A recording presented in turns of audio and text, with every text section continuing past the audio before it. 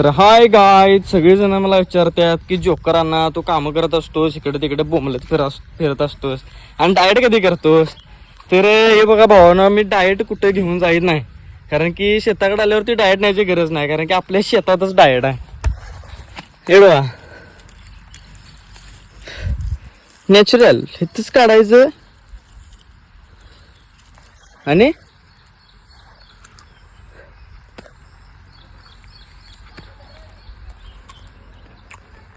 इथंच खायचं. त्याच्यामुळे डाएट कॅरी करायची गरज नाही. इथंच सगळं.